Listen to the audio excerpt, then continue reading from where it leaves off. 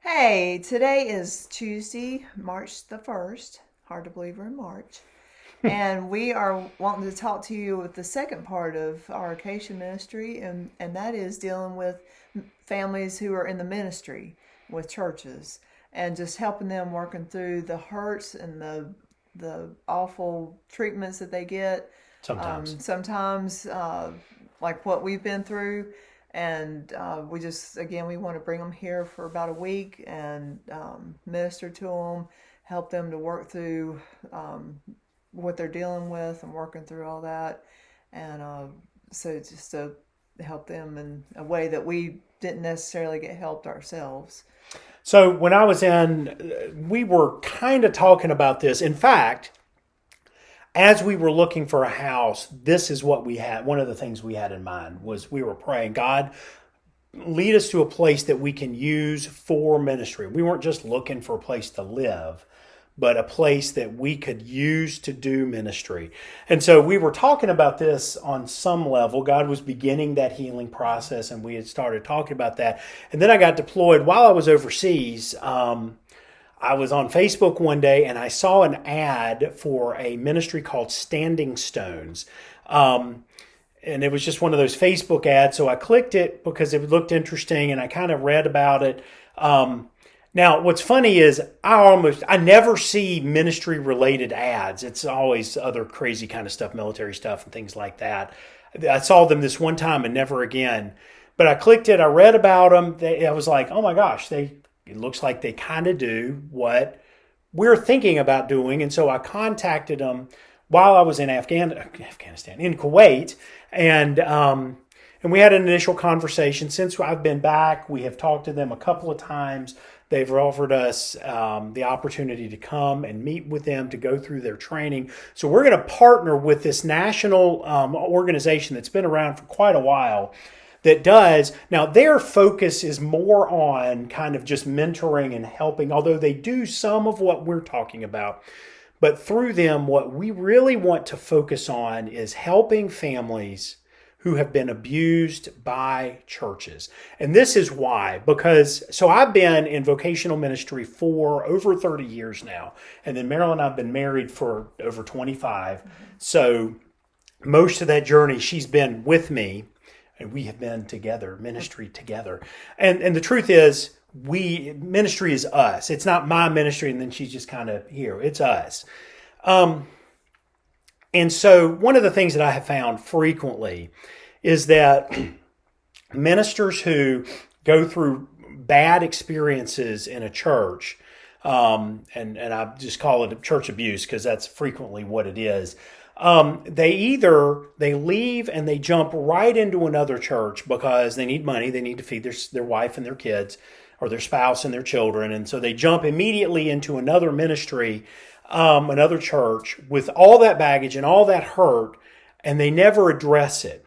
And how many people do we know who have been divorced? Who pastor and their spouse who then get divorced? Yeah, lots, like many. And then what happens often to their kids is over time, their children, they see this going on. They can't square it with here's what we say about God, but here's how church people are acting. And how many kids do we know who have just completely walked away from their faith? So many. And so we either see that, or we see ministers who they get hurt in a church, and so they need to feed their family. So they get a job selling cars or Starbucks or working at Walmart or whatever. And then they're like, well, my gosh, this is a lot less stressful than working in a church. And they don't come back. And we lose really good, called people for this reason. And what our hope is to help them heal so that they can continue to do meaningful ministry in our country and around the world, because we are in a place, it is super necessary. Yeah. Do you want to talk about the family side of that real quick? Yeah, and just so as a spouse and family, it's been hard because you see your husband, he's on staff and he's being attacked, and like at the last church, we ended up being attacked as well, and Both Marilyn and the children. yes, and it is, I mean, deep searing hurt and a knife in the back from people you thought were your friends, and so there's usually not very few places that the families can go to That understand. that understand the pain you're going through, and let alone know how even to begin to heal that hurt. So God's allowed us to walk through these things so that we can help others. Right. So, and again, both Ruthie and Mikey feel called to do. Ruthie more with the family as a whole, Mikey more with the kids. So this is, and I'm going to give you a true example. In a group that I'm in, a minister shared that he'd been at the church for 8 years. We found this out later, but had been at the church for 8 years, just out of the blue was basically just fired for no good reason. There's details that are immaterial, but for no good reason. And so he shared it, and people in the group were like, "Oh, I'm praying for you. I'm so sorry. I've been where you are. Praying." And I'm like, I mean, praying is great. I love praying. Praying is important. Doing also important. So I contacted the guy and told him, "Hey, if you and your spouse want to call us." And so we had a hour-long conversation with them. They're on the other side of the country, and just let them share their pain and what they're going through. And he continues to contact me as he's trying to figure all this out. And we have been there for them. And one of the things that he told me is, if it were not for you both, we would feel like we were going through this alone. There is no reason that ought to be the case. No reason that ought to be the case. So here's what our vision is. What we hope to do, what we are praying about, is to be able, when a family comes to us, to bring them here to Acacia Ministries, that they would stay with us for a week, that we would do specific work with the minister, with their spouse, with their kids as well, to help their kids kind of understand and deal with what they're going through.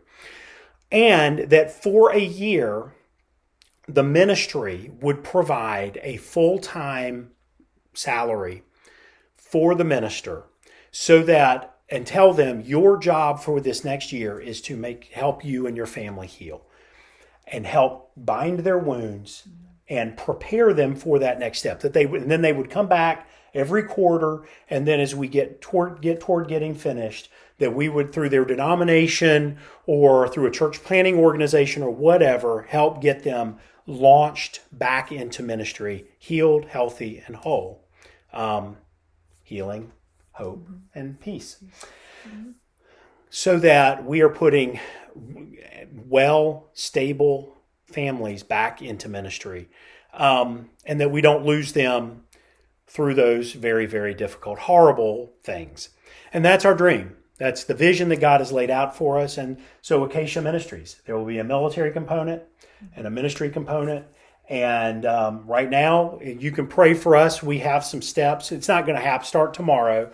Some steps to take as we continue the process with Standing Stones, and as we look at just how God is going to provide for this and for us financially as we do this down the road. It may start off, a little bit and then grow into a full. I don't know. I'm not going to tell God how to do God's thing. We're just following Him. You want to close up?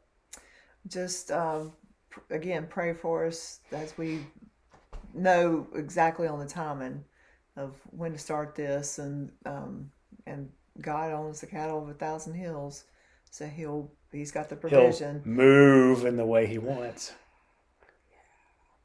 So He's got all the resources, so He'll provide again in His time, and His time is perfect. Thank you for joining us today. We'll see you tomorrow, Wednesday, at 2:00.